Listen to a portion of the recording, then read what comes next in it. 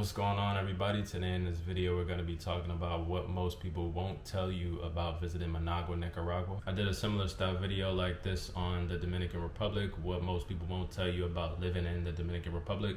So I figured I'd do a video like this regarding Managua, Nicaragua. But today in this video we're going to be talking about Managua, what most people won't tell you about visiting Managua, and just general things you just won't know until you visit Managua, which you should know before you visit. And as always, it's always good to know things beforehand and be prepared before visiting a new country, a new place. So Managua isn't really a tourist attraction for most people. From what I've been told, most people skip Managua and go to other parts of the country like San Juan del Sur or Granada or Corn Island or Blue Fields. But I recently went to Managua specifically because I wanted to check it out. I wanted to know what's wrong with Managua. Why do people skip Managua? Is it worth the visit? I just wanted to know what's really out there.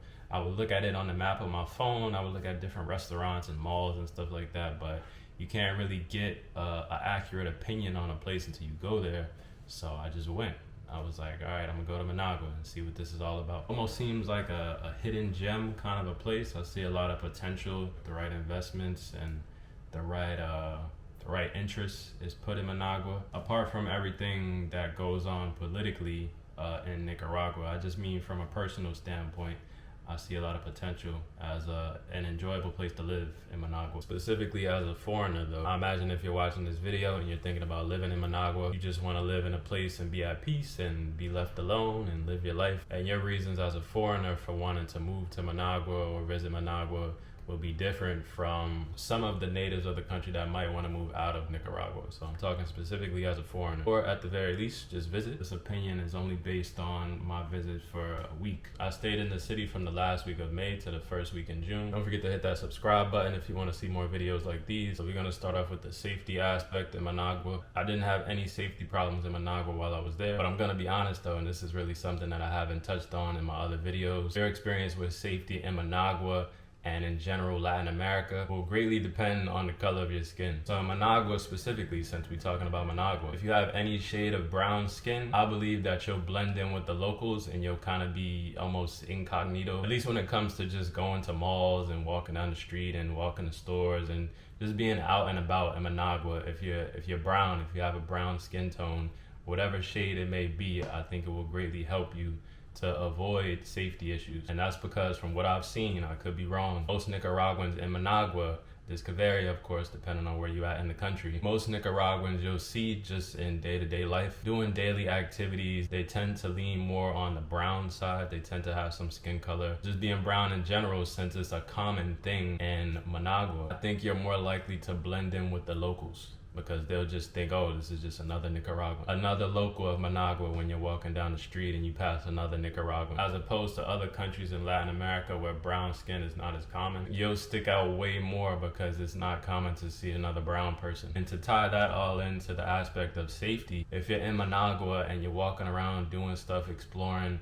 and people see that you at least look like you're one of them prior to them trying to speak to you and things like that, of course, once someone interacts with you and they hear your accent, they hear you talk, then they're gonna know automatically like, yeah, this person is not from Managua. But just avoiding robberies and things of that nature, it could still happen. Due to the fact I think you won't look like a foreigner, the chance of that happening is way less than if you stood out. So yeah, to summarize, if you're brown, you'll blend in. People won't know you're a foreigner until they interact with you. Anybody you come across in the street, whether they're driving by you in a car or on a motorcycle, they wouldn't really give you a second thought or a second look if they're one of those people that's looking for people to rob or, you know, do things to, because you just blend in. It's a huge advantage in Managua, and I would say as well in Latin America, depending on the country and the city, of course. Now, if you're watching this and you're not brown skin, you have a lighter skin tone. Basically, if you look European, this is where the safety aspect changes. But I don't think that's necessarily a bad thing. Most Nicaraguans that you'll come across will probably be intrigued to see you and just wonder,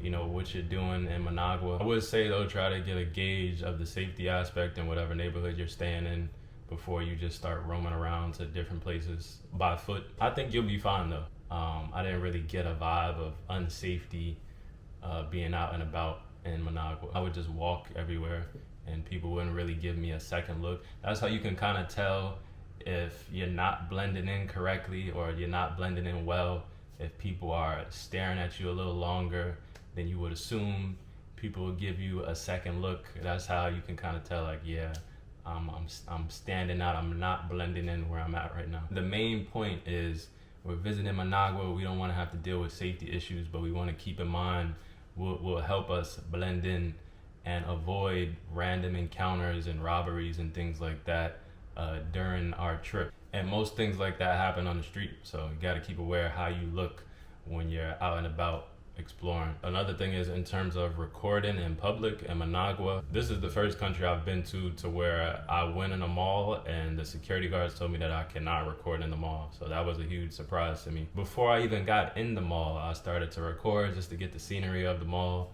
and they just said, nah, you cannot do this, you cannot record. And this happened in 2 different malls I've been to, so I just got the vibe that in Nicaragua, Managua at least, is just very restrictive in terms of recording in public spaces. And I wasn't surprised as well, because before I even came to the country, I found out that drones are not allowed in the country. You can bring cameras, but drones is a no-go. So yeah, keep that in mind if you're just on a trip, you wanna just record wherever you're at, whatever event you're at, just keep in mind you may not be able to record depending on the location. And that's not the norm in Latin America. Most countries, or all countries I've been to, I've been able to record pretty much wherever I wanted to. I'll let the locals leave a comment in this video below and tell people where specifically you cannot record in Managua. So keep that in mind when you're trying to film. In terms of getting around in Managua, going from place to place, InDrive is the app everyone uses, which is new to me. I've never used InDrive until I got to Managua. Almost every country I've been to on the planet, Uber was the app that I would use. Another one is Didi. I don't use Didi that much, but Didi is an alternative if Uber is too slow,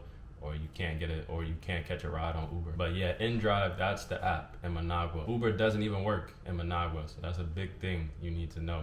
InDrive is the app. Before you even arrive to Managua, download InDrive, and that's what you'll be using to catch rides. And it works good too, it works perfect. I didn't have any issues catching rides at all. Only thing that annoyed me a little bit was that I always had to pay in cash on InDrive. It just didn't give me that option to pay with a card. And usually when you're using Uber, you can always pay with a card, so you don't even have to exchange cash and pay for the ride. Paying in local currency of the country you're in, of course, which is real convenient, because when you're in another country, you don't feel like going to an ATM. Maybe you can't find the ATM. Maybe your card just isn't working at the time to withdraw money. You pay with a debit card or credit card on the app, and by doing that, you avoid that ATM hassle. So with InDrive in Managua, always keep cash on you when you can, so you can pay the driver once the ride is done. Yeah, think about that again. That was real annoying, because what if you don't have cash on you? What you gonna do? On InDrive is drivers working at all hours of the night. I actually had a flight super early in the morning. I had to catch an InDrive at like 2 a.m. I caught it quick. And of course, that's another thing you want to know, because if you catching a flight is dependent on a rideshare app, you want to make sure people are indeed working on that app, you know, at the time that you need them to work at. The streets in Managua early in the morning from like 2 a.m. to 4 a.m., at least in the neighborhoods I stayed in typical residential areas. Not anything fancy or expensive or nothing like that, but good areas. The streets though, at that time of night, they're like completely desolate, just straight tumbleweeds rolling around, kind of desolate. Not a soul on the street, not even a dog or a cat. So keep that in mind as well. You do not want to be walking around in Managua at that time, depending on your neighborhood, of course. Probably haven't heard much about Nicaraguan food. At least in the States, it's not common, so most people won't tell you about the food, but Nicaraguan food is really good as well. Comida Nicaragüense. Definitely a pleasant surprise. I did not know what to expect. I figured it would be like typical Latin American food, like rice, beans, plantains, stuff like that, and it is like that, rice, beans, plantains. It has its own flavor, its own flair as to how they make their foods. Definitely a lot of dishes that taste good, but I found this one restaurant that I would just go to every day. It was kind of expensive, but the food was on point. I would go there every day and I would be full. The drinks they have are good too. Drinks like tiste, cebada, cacao. You just won't be disappointed when it comes to food in Managua. Keep in mind too, the dishes vary depending on what part of the country you're in. So if you do some more exploring outside of Managua, you'll find some different style meals, different style dishes. Another thing about Managua, which I never knew, is there is Walmart in Managua. If you're from the States, Walmart is super big in the US, and if you like Walmart, you'll be surprised to see that there's Walmart in Managua as well.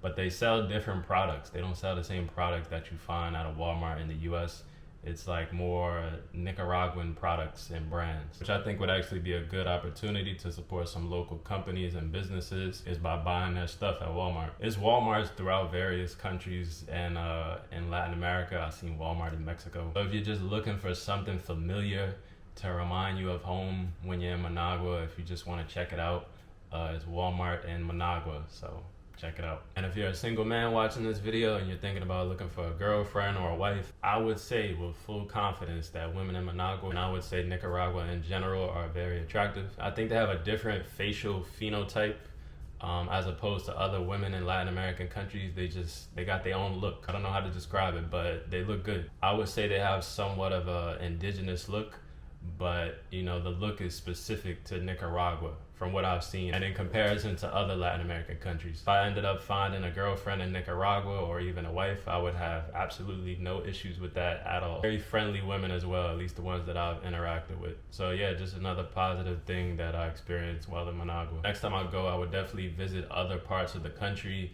and get to know the country a little bit more. Definitely go to the coast. I don't know why, but I was smiling like every day, the majority of my trip when I was out there. So I really like Managua. I would go back for sure. Maybe it's because I was just happy to be out of the United States. I don't know. But yeah, I'm sure the country has its own issues, but I just try to show the positives of the country, especially the foreigners that are visiting. Try to highlight the good stuff. And in every country I go to, of course, I always try to look at the positive when I'm there. That's it for the video. Don't forget to like, comment, and subscribe. And I'm out.